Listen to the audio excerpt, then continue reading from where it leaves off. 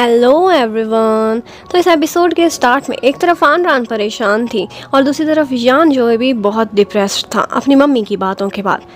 यान जो है उसके दरवाजे के बाहर खड़ा होता है उससे कुछ बात करने के लिए और आन अपने दरवाजे की अंदर की तरफ।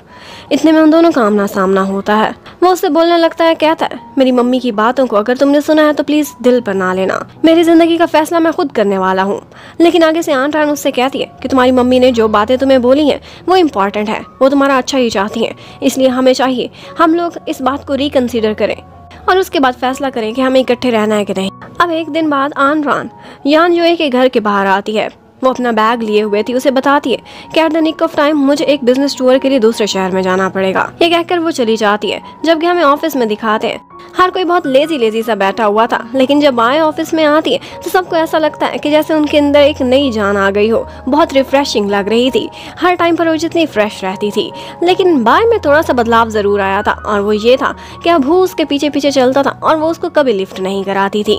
आज वो कहता है कि सब लंच पर चलते हैं, मेरी तरफ से ट्रीट है। लेकिन आगे से बाय कहती है तुम्हारे आने की कोई ज़रूरत नहीं, हम छोटा स्टाफ ही जाएंगे क्योंकि हम लोगों ने वर्क डिस्कस करना है, जो फैसला होगा आके तुम्हें बता देंगे। जबकि उधर हमें आन को दिखाते हैं वो मिस लान के साथ एक दूसरे शहर गई हुई थी मिस्टर लियू से मिलने के लिए।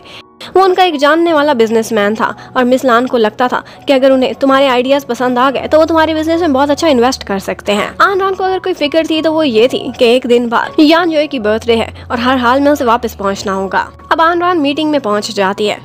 वहाँ पर मिस्टर लियू आते हैं। वो उन्हें अपनी गेम के बारे में बताती है, उसके बीटा वर्जन ने जो भी रिजल्ट्स दिए और जो उसकी थॉट्स हैं फ्यूचर के बारे में और जो उसकी प्लानिंग्स अपने बिजनेस से रिलेटेड वो सब उनसे शेयर करती है। मिस्टर लियू को उसके सारे प्लान्स काफ़ी पसंद आते हैं और वो इंटरेस्टेड लग रहे थे उसके बिजनेस में इन्वेस्ट करने के लिए। जबकि उधर हमें दिखाते हैं कि यान योए उस शो में काम कर रहा था जहाँ पर और बहुत सारे वॉइस एक्टर्स थे जिसको उसने जज करना था। अब जब आन की मीटिंग ओवर होती है तो उसे पता चलता है कि कल सुबह ही उसकी एक मीटिंग है जिसमें वो लोग लीगल फ्रेमवर्क को डिस्कस करेंगे और हो सकता है कि वो लोग एक कॉन्ट्रैक्ट भी साइन कर लें। जबकि यान जो है बहुत परेशान था। वो देख रहा था कि आन ने उससे कोई भी कॉन्टैक्ट नहीं करा। वो उसे मैसेज भी करता है। जबकि उसी टाइम पर डायरेक्टर उसके पास आ जाती है और उसकी डायरेक्टर से इस बात पर लड़ाई हो जाती है कि वो उसे बता रही थी कि उसने कितना स्कोर देना है किस पार्टिसिपेंट को। वो कहता है कि जब उन्होंने अभी तक परफॉर्म ही नहीं किया तो मुझे आप कैसे बता सकती हैं कि मैंने कितने स्कोर्स उनको देने हैं। और उधर आन को दिखाया जाता है। वो जब अपने होटल में वापस आती है तो वो सारे दिन की बहुत थकी हुई थी। वो फौरन से सो जाती है और उसने यान जोए के मैसेज नहीं देखे थे तो वो रिप्लाई क्या करती। यान जो बहुत सैड था। वो तो यही सोचे जा रहा था कि कल मेरी बर्थडे है, पता नहीं इसे याद है भी कि नहीं। अब नेक्स्ट मॉर्निंग जब वो उठता है तो बहुत सारे लोगों ने उसे हैप्पी बर्थडे का मैसेज करा हुआ था, लेकिन जिस मैसेज का उसे इंतजार था वो नहीं आया था। आन को लगता है जैसे याद ही नहीं था कि उसकी बर्थडे है। उसने सिर्फ इतना ही लिखा था कि कल रात में जल्दी सो गई थी, थकी हुई थी।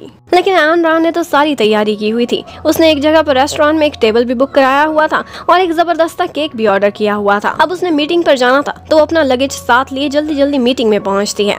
जबकि उधर हमें ऑफिस में दिखाते हैं एक नई एम्प्लॉई थी जिसका नाम रूई था। उसने आज उनको ज्वाइन किया था। वहाँ पर सारे लोग बहुत खुश हो जाते हैं अपने इस नए साथी को देखकर, उसे अच्छे से वेलकम करते हैं। जबकि हु को दिखाते हैं उसका इंटरेस्ट तो सिर्फ और सिर्फ बाय में था, लेकिन बाय उसे लिफ्ट ही नहीं कराती थी। वो उसके लिए मिल्क टी लेकर आया था जो कि उसने नए एम्प्लॉई को दे दी थी। अब उन दोनों की मीटिंग रूम में मुलाकात होती है, लेकिन बाय सिवाय काम के उससे कोई बात नहीं करना चाहती थी। इवन कि उसे गुस्सा भी दिखाती जब वो काम में सीरियसनेस नहीं दिखा रहा था। वो जरा उससे रुख भी साइड पर करके ही बात करती थी। हु को पता चल गया था कि ये मुझसे किसी न किसी बात पर जरूर नाराज है। वो उससे बात क्लियर करना चाहता था, लेकिन वो बोल देती है कि काम के अलावा मुझसे और कोई बात करने की जरूरत नहीं। जबकि उधर आन और मिस लान को दिखाते हैं। मिस लान ने एक बहुत बड़ी अपॉर्चुनिटी ग्रैब करने में आन की हेल्प की थी और मिस्टर लियू के साथ आज से उनकी कोलैबोरेशन स्टार्ट हो जाती है। आन मिस लान का बहुत थैंक्स करती है, लेकिन वो कहती है ये सब तुम्हारी अपनी मेहनत का फल है। उधर बेचारा यान जो है बहुत सैड बैठा हुआ था। उसको तो इंतजार था आन की हैप्पी बर्थडे विश का, लेकिन मैसेज नहीं आ रहा था। आन दौड़ती हुई एयरपोर्ट जाती है, लेकिन जब उसे पता चलता है कि उसकी फ्लाइट बैड वेदर की वजह से डिले हो गई है तो वो बहुत सैड हो जाती है। थोड़ी देर बाद उसे रेस्टोरेंट से कॉल्स भी आने लगती हैं, लेकिन वो बोलती है कि मेरा टेबल किसी और को मत देना, हम थोड़ी देर में पहुंच जाएंगे। लेकिन जब ज्यादा देर गुजर जाती है तो वो खुद यान जोए को कॉल करती है और कहती है कि मैंने तो तुम्हें बर्थडे सरप्राइज देना था, टेबल भी बुक कराई थी, तुम्हारे लिए केक भी मंगाया था, लेकिन अब इस सब का क्या फायदा, मैं बैड वेदर की वजह से टाइम पर पहुंच ही नहीं सकती। लेकिन तुम तो मेरी जगह जा सकते हो ना, रेस्टोरेंट में मेरा वेट करो, शायद मैं टाइम पर पहुंच ही जाऊँ। जबकि कॉल खत्म होते ही यान जोए जाने लगता है, डायरेक्टर उसे रोकती है और यहाँ पर उसकी डायरेक्टर से काफी लड़ाई हो जाती है क्योंकि वो कभी भी स्क्रिप्टेड वर्क नहीं करना चाहता था एक रियलिटी शो के नाम पर। डायरेक्टर उससे एक्स्ट्रा वर्क कराना चाहती थी, लेकिन वो जाने लगता है तो वो बोल देती है ये समझ जाना कि अगर तुम गए तो कॉन्ट्रैक्ट का ब्रीच होगा। पर यान जोए को कोई भी परवाह नहीं थी। वो आन रान का केक अपने सीने से लगाए रेस्टोरेंट में उसका वेट कर रहा था। बहुत समय बीत जाता है। इनफैक्ट वो टाइम आ जाता है जब रेस्टोरेंट भी क्लोज हो गया था। यान जोए को बहुत फिक्र थी कि केक खराब ना हो जाए, तो वो करीब के स्टोर में जाता है और रिक्वेस्ट करा के उनके रेफ्रिजरेटर में वो केक रखवा देता है। और अब वो खुद एयरपोर्ट की तरफ जा रहा था आन रान को पिक करने के लिए। आन रान की बैटरी डेड हो चुकी थी। वो यान से कोई कांटेक्ट नहीं कर सकती थी। इतने में वो बाहर निकलती है, जल्दी जल्दी से एक टैक्सी पकड़ती है और जैसे ही वो टैक्सी से बाहर निकली थी, यान जोए भी वहाँ उसे लेने के लिए पहुंच गया था। जब वो उसे नहीं ढूंढ पाता तो वो बहुत निराश हो जाता है। जबकि आन रान उस रेस्टोरेंट में पहुंचती है तो वो क्लोज्ड था। बहुत सैड हो जाती है कि इतनी भाग दौड़ के बाद भी मैं टाइम पर नहीं पहुंच पाई और यान जोए का दिल टूट चुका होगा। लेकिन उसी टाइम पर यान जोए पीछे से आ जाता है। वो उसे हक कर लेती है और उससे बहुत सारी सॉरी करती है। लेकिन यान जोए का दिल बहुत बड़ा था। वो उससे कहता है कि तुमने मेरे लिए इतने सारे सरप्राइजेस प्रिपेयर किए, मेरे लिए इससे बढ़कर और कुछ भी नहीं है। तुम्हारी फीलिंग सिंसियर थी और वही तो सब कुछ होता है। अब वो जल्दी से जाता है और सामने वाले सुपर स्टोर से वही केक उठाकर वहाँ ले आता है और उससे कहता है कि ये जो केक तुमने मेरे लिए ऑर्डर कराया है ये मुझे बहुत पसंद आया है, मेरे लिए बहुत स्पेशल है। और साथ ही साथ उससे कहता है कि जिस बारे में तुमने मुझे सोचने का कहा था मैं सोच चुका। मैंने फैसला किया है कि चाहे किस्मत में आगे जो मर्जी हो, मैं तुम्हारा हाथ नहीं छोड़ना चाहता। न जाने कब हमारी शादी हो, कब हमारे बच्चे हो, लेकिन फिर भी मैं सारी जिंदगी तुम्हारे साथ बिताना चाहता हूँ। आन रान उससे कहती है कि मैंने भी इस बारे में सोचा है और यही फैसला किया है कि अब की बार मैं लव को हाथ से नहीं निकलने दूंगी, क्योंकि तुम्हारा दिया हुआ लव मेरे लिए बहुत प्योर है और मैं भी अपनी सारी जिंदगी तुम्हारे साथ ही बिताना चाहती हूँ। अब इस बात पर वो दोनों खुश हो जाते हैं और उसके बाद यान जोए अपनी बर्थडे विश करने लगता है। सबसे पहले वो ये चाहता था कि आन रान का बिजनेस बहुत सक्सेसफुल जाए और सेकंड नंबर पर ये कि वो दोनों हमेशा इकट्ठे रहें।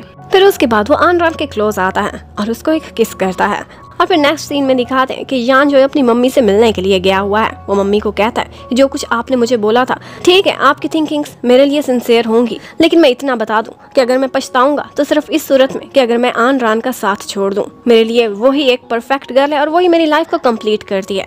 आगे से मम्मी उससे कहने लगती है कि मेरी आन रान से मुलाकात हुई थी और उसने भी मुझे ये सारा कुछ समझा दिया है। ठीक है, मैं तुम दोनों की इस विश की रिस्पेक्ट करती हूँ और अब मैं तुम दोनों के इस रिश्ते को भी अप्रूव करने लगी हूँ। और फिर दिखाते हैं कि अब आन रान और यान जो दोनों इकट्ठे बहुत खुश नजर आ रहे थे। वो दोनों इकट्ठे रहते थे और मम्मी की अप्रूवल के साथ। और फिर हमें ये भी दिखाते हैं कि आन रान की यान जो की मम्मी के साथ बहुत अच्छी दोस्ती हो गई है। वो दोनों इकट्ठी मिलती हैं और मम्मी कहती है कि मेरी बहुत विश थी कि काश मेरी एक बेटी होती। पता है यान जो वो कितना बोरिंग है, जब मेरे साथ कहीं बाहर जाता है तो चुपचाप फिरता रहता है। तो आन रान उन्हें कहती है कि अब मैं आपकी बेटी बन के दिखाऊंगी और हम दोनों इकट्ठे शॉपिंग पर भी जाया करेंगे और सैर भी करेंगे। इसके साथ ही ये एपिसोड खत्म होती है। अब नेक्स्ट जब यान जो आन रान की मम्मी डैडी से मिलेगा तो उनका क्या रिस्पॉन्स होगा, क्या वो अप्रूवल देंगे इस रिश्ते की कि नहीं, ये देखने के लिए stay connected. Thank you for watching, bye bye.